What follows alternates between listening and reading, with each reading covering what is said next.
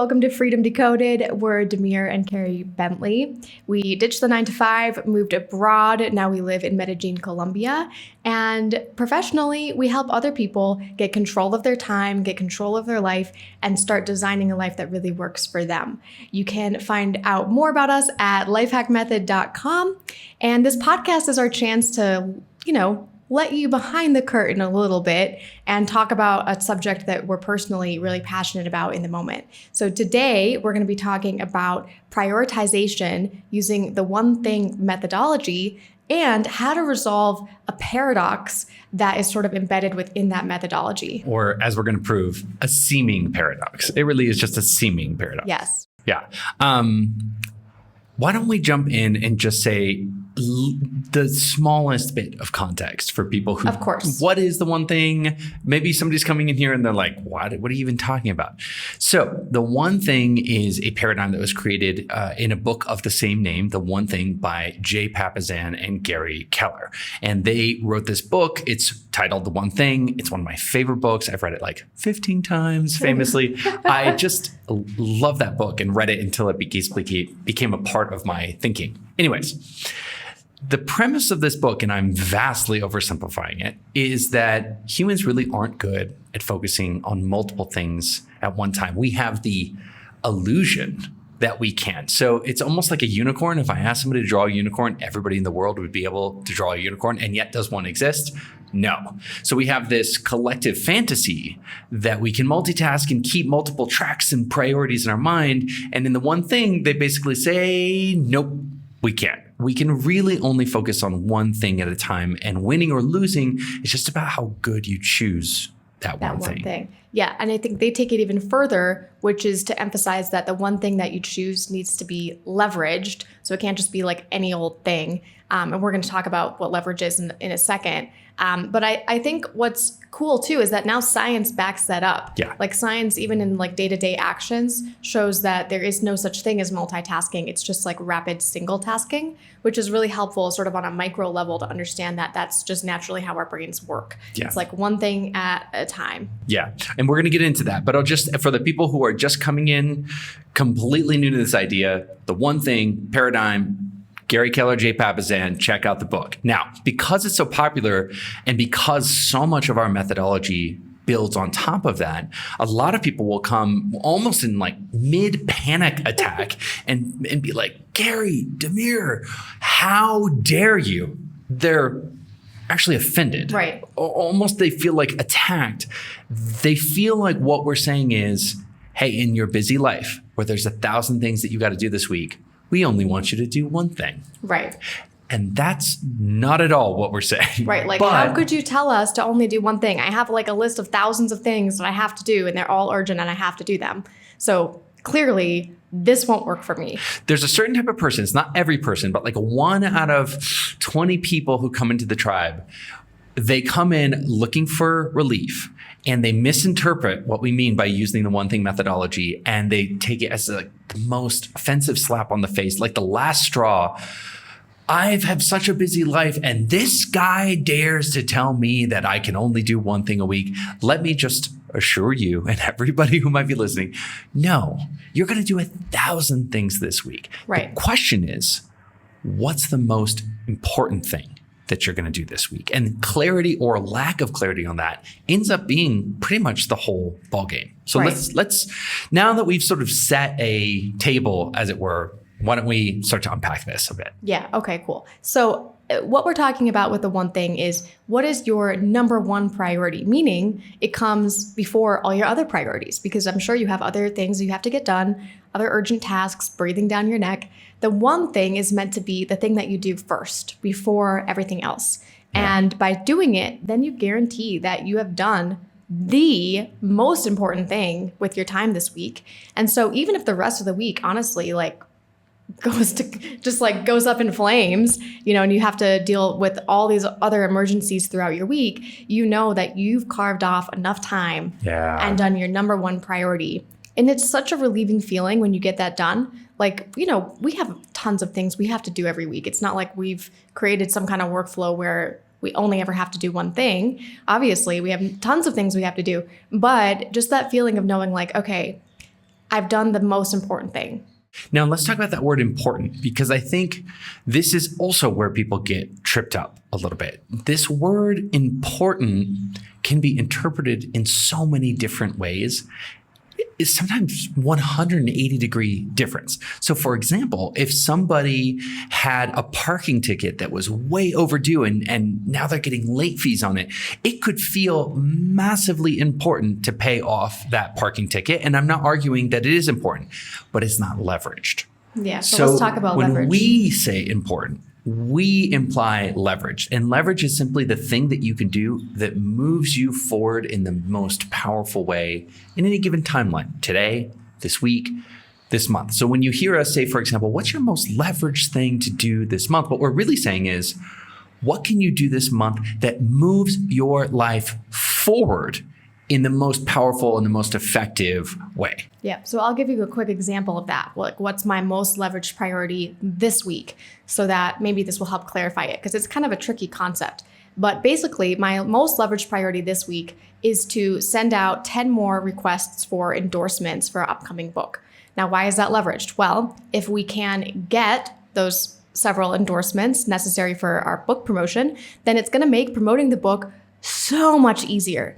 So this is what we're talking about, where if it's leveraged, it should down the line make your life a lot easier, or even make certain activities unnecessary. And in fact, this is Gary Keller and Jay Papasan's definition of leverage, is it's something that makes everything else easier or even unnecessary. And so when you think about, if you want an even more specific definition of what moving your life forward, it would be the thing that can move your life forward the most is the thing that makes everything in the future easy and maybe even unnecessary. And there's ways to do the same exact task that would be leveraged and not leveraged. So for example, if I spent a bunch of time this week answering customer service emails, then that would be non-leveraged, because it's just one and done, like an email. When you get to the bottom of that stack of emails, you just got to start again next week. Is going to pile up. But if I was to take the time to create template responses for each one, so that then my assistant could have more to work with, or even for me for next week,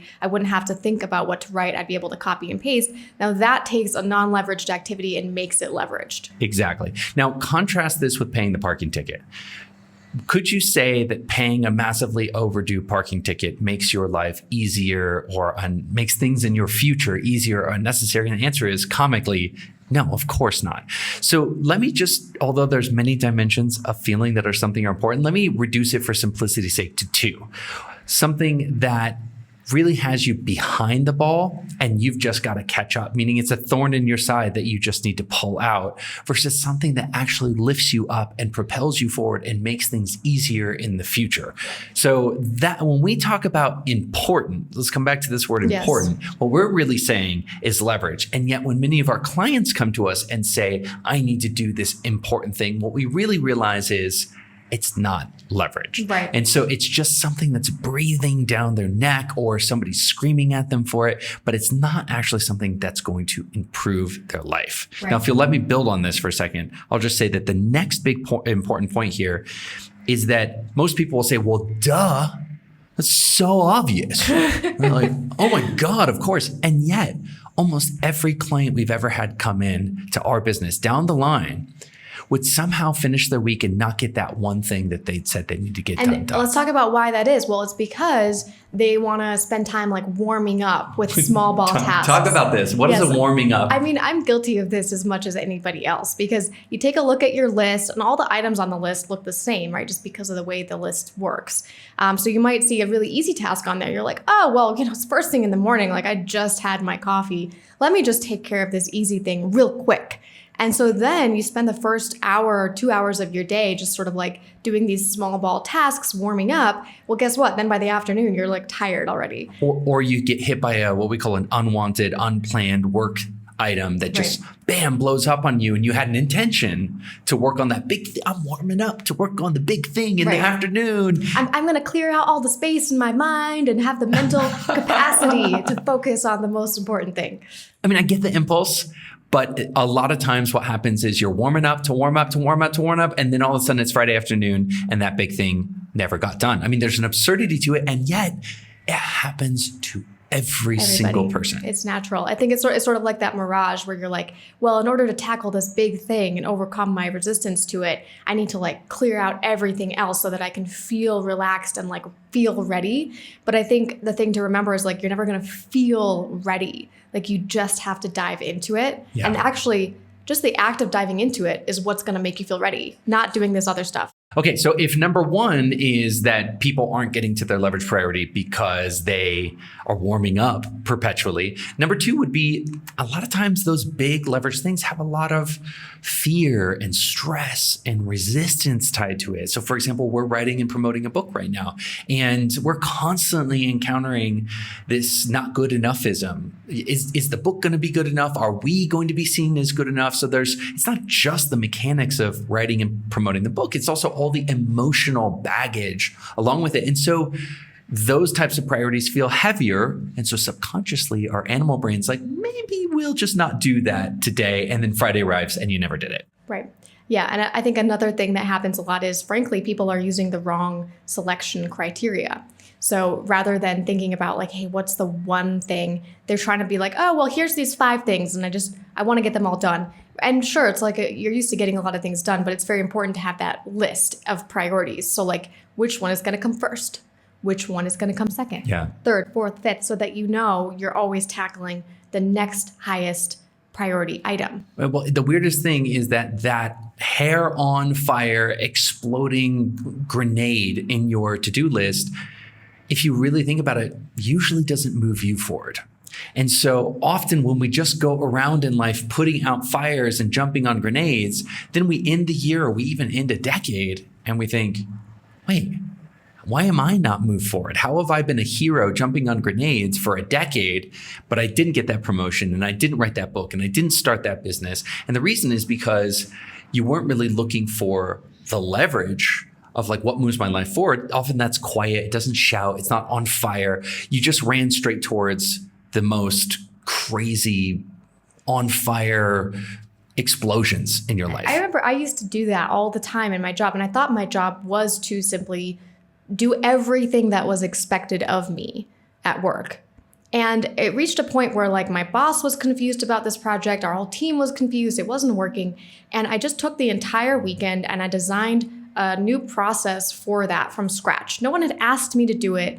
I just was like, someone needs to step up here and help the team move forward. So I took it, I redesigned it, I conceptualized it visually. And when I brought it to my boss on Monday, she was like, oh my gosh, this is what we needed. Yeah. And I remember thinking like, wow, this is the kind of thing that's going to get me promoted. Like I get it now. This is what people are paying me to do. They're paying me to do stuff that they're not telling me to do. And you just epitomized what we say a lot, which is your most leveraged priority usually isn't on your to-do list. So that thing that really needs to get done, that really propels you, often if you look at your priority list or your to-do list, it's not anywhere on that. It requires you almost putting your to-do list away and stepping back, right, getting the 5,000-foot view. So how then do you reconcile this idea of the one thing with people who genuinely have multiple priorities? We get people asking us all the time, well, can't I have a one thing for my personal life? Can't I have a one thing for my work? Like I genuinely have these 2 things. What am I supposed to do with that? Yeah, so I totally understand why people would be attracted to this because it feels so innately natural. Like, yeah, okay. And in fact, a lot of productivity and personal development gurus in the world have these giant books where they have you outline 26 different important areas of your life, your work, your spiritual walk, your sex life. I mean, they basically have you fracture your life into these infinitely small parts and then give you a top priority for each one of those. But then the problem is that you show up on Monday or at the beginning of any month, and now you've got 26 things to track with your mind, right? And here's the thing. Even if you think that we can multitask, which, by the way, we can't, but even if you thought we could, even people who believe in multitasking know that that's too much. You just can't keep track of it. And when you make everything a priority, nothing is a priority. Yeah, and plus you set yourself up for failure. You're not going to be motivated to keep going because you're not going to see sufficient progress. You're going to see like tiny little bits of progress, but no matter what you do, one of those balls is going to get dropped. It's so anguishing because people have done these, and I'm not taking a shot at anybody in the personal development space. This is a genuinely held belief that people have gone and done these like workbooks that are for sale out there. And in a weird way, they're worse off than they were before, because before they hadn't really clarified and crystallized a vision for all these different areas of their life. Now they did, and they want it, and they're further away than ever. Exactly. Think about the analogy of, instead of me giving you one football and saying, run that to the end zone, I give you 26 footballs and say, here you go. Are you going to be? No, you're going to be dropping them all over the field. What you end up with is 26 balls somewhere between the 80 and 2-yard line, but no points scored. What would be better is to grab a ball, run it to the end zone, come back, grab another ball, run it to the end zone. This is what we call the Pez dispenser model, right? Yes. Where you just take one and you eat it, and then you take another one, you eat it, right? Chew it down, swallow it. And this is how things really get done, especially when you apply leverage. So let me tell you how we resolve this idea of how can you have one thing, but then keep your eye on multiple tracks or multiple priorities. So the way I think about it is, I want you to think about a champagne moment and bonus champagne moments. There's only one champagne moment, but you can have, I don't want to say as many, but maybe like 4 or 5 bonus champagne moments. I say 4 or 5 not because of anything scientific, but just simply my experience coaching with thousands of people tells me that when people put down more than 4 or 5, whatever you marked as 6, 7, 8, it never gets done, and it's a waste of time and energy, and you feel like somehow bad about yourself that you didn't get it. Do yourself a favor, start with like 1 champagne moment, maybe 3 bonus champagne moments. So what's the difference between your champagne moment and your bonus champagne moments? I like to think about it as like a chessboard. In chess, we all know what the most important piece is, right? What is it? The king. Okay, great. And so what's the point?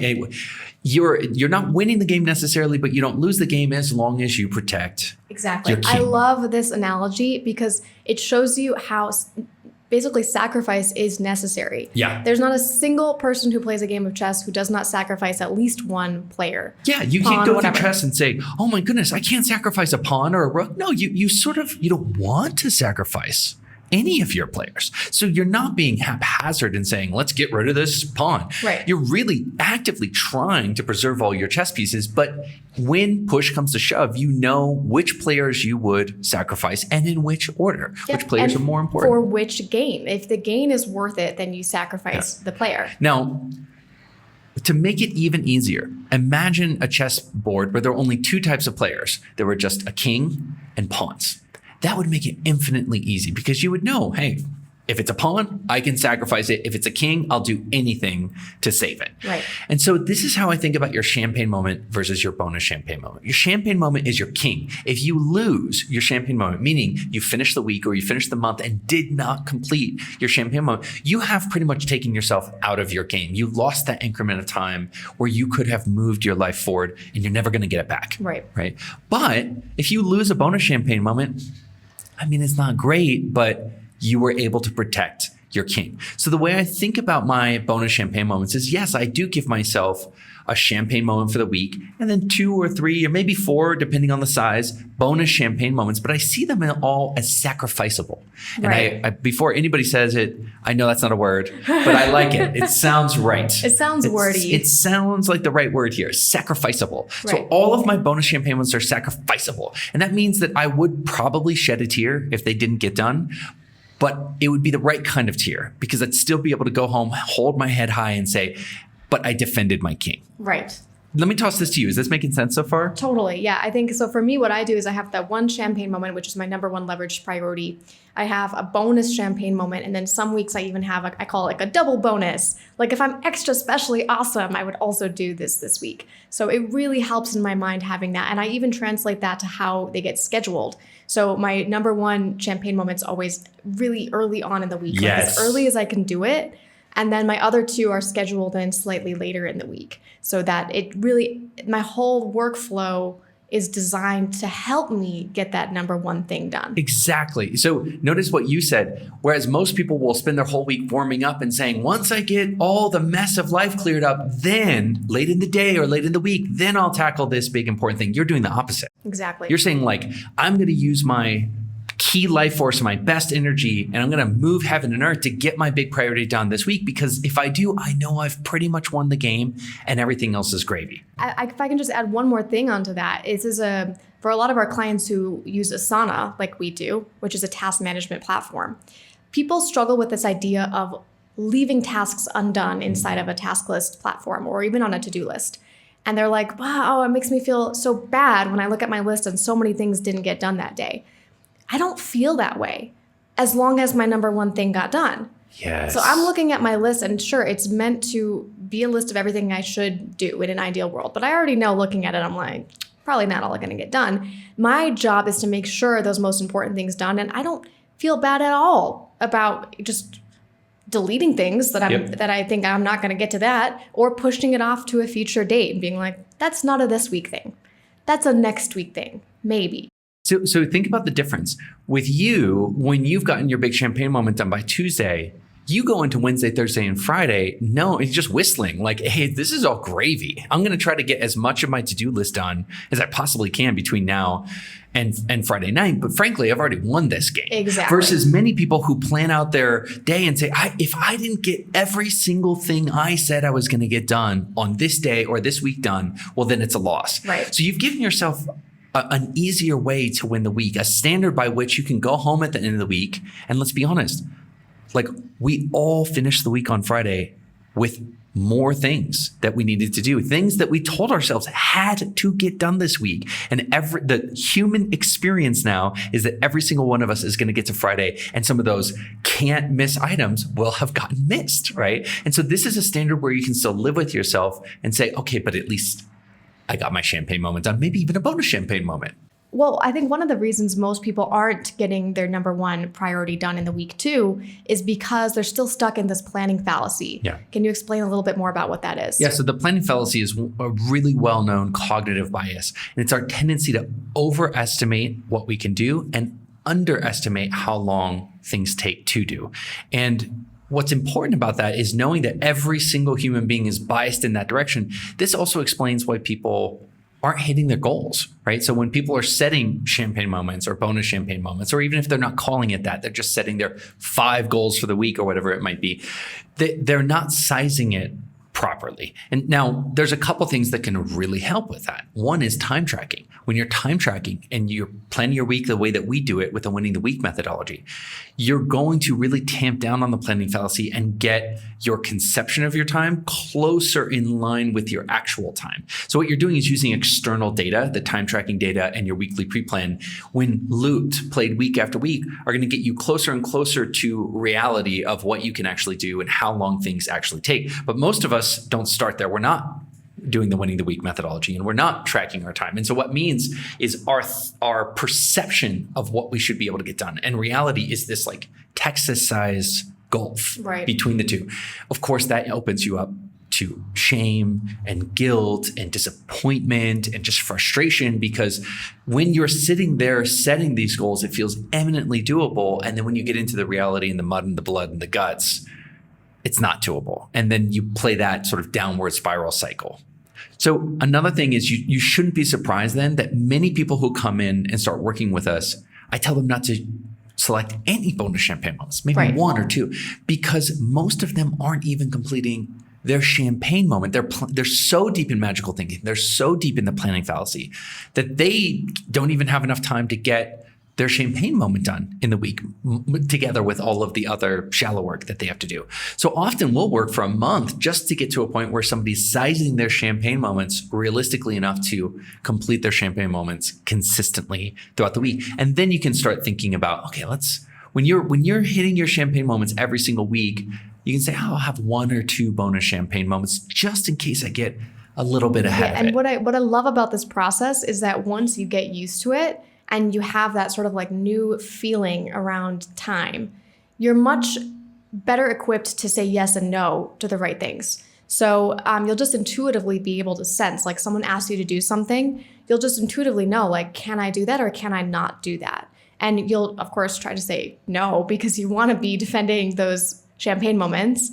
But occasionally you'll be like, oh yeah, I guess I could do that too.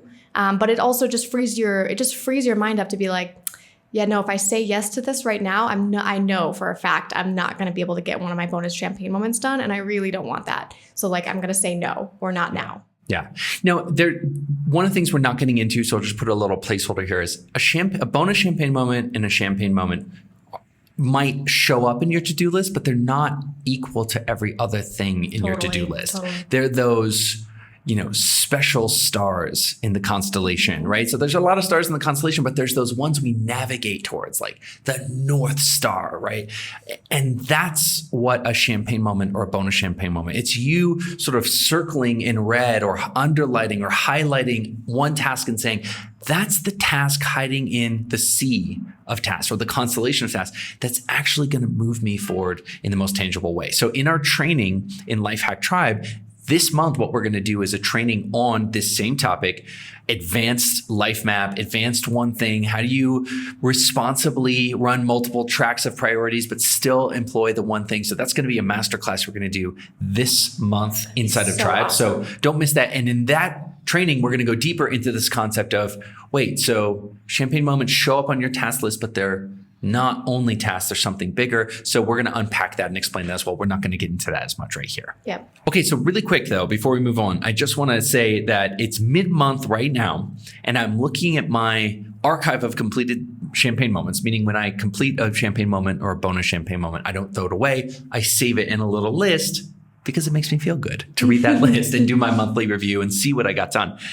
Mid-month, I've completed 3 champagne moments and 7 bonus champagne moments. Wow. And I still have more or less 2 more weeks in the month. Now, again, you and I have been doing this for 10 years. Right. So we know how to size them properly. We've done a lot of systems work to clear out a lot of the shallow work and reclaim our time for really deep and leveraged work.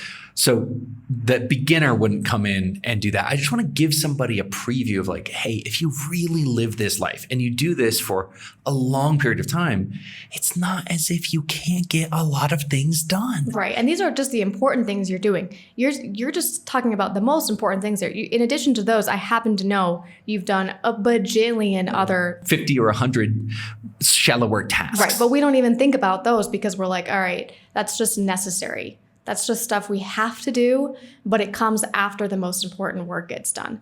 Yeah, and I mean, one thing that I do that I love is you talked about them being special stars. I put actually a little star emoji in front of I love how you do that. the highest priority tasks in my Asana. And there's only one max per day because that makes sure that I don't exceed my bonus champagne limit. So what does that do for you to like, so if you've got 20 tasks for the day and you see that one has this emoji with a star in it, what does that do? That one gets moved to the top of the list. So basically, it's just a reminder to me. It's even better than a tag because it's the very first thing that I see on my list. That reminds me, it's like, that's the most important thing. Like, stop looking at this other stuff yet. Like, don't look at it. Just don't even look. Just go straight to that most important thing and keep it at the top of my list until it gets done. Yeah, I think about it almost like I'm a sailor on a rough ocean and the ocean is pushing me off course. But when I've got that star, that's what I'm always navigating towards. And the problem is without taking some things on your task list and pulling them apart and say, hey, this is not just like every other star. This is the North Star. You tend to get lost in the churn and the chaos of your task list. Anyways, that's so brilliant. I think everybody should do it. Okay, so I know we've already talked about this, but just one more time, can you have a champagne moment for all the different areas of your life? No. So we've basically said, or maybe a better way to say it is that we've met you halfway, meaning you cannot take the 26 different areas of your life and have a champagne moment and a life map for each one. I can just tell you right now from experience, it is a path that, although it might make sense, is going to lead you to massive frustration, regret, guilt, shame, the whole thing. Don't go down that road. If you do, good luck and call me when you come back. I'll help you pick up the pieces again. But we've met you halfway and said, hey, you can have more. You're going to get a lot of tasks done in a week, hundreds, maybe thousands of tasks in a week. Just because they're not your champagne moment doesn't mean they're unimportant. And we've even given you bonus champagne moments, a new category, which is, hey, these are also leveraged things in your life. So although your champagne moment is the most leveraged, it's that North Star, it's the king on your chess piece, you can still have other players that you move around that can represent other important categories in your life. For example, let's say that, for example, right now, Demir, I happen to know you're planning our next mini retirement with a group of couples. You're in the midst of writing our book. Yep. We're raising our daughter. Like we're running our 7-figure business. Like there's a lot of stuff that we're doing. But what you can do is sort of like once, say, the book is off to the editor, which it is, Now it's like Demir has a little bit more time where he can refocus on some of the other priorities that had been sort of like shunted off to the side for a while you were finishing, the final edits of the book. And I've gotten called on this. People say, but Demir, you and Carey are living this huge, larger than life. You've got a business with multiple employees and multiple offerings.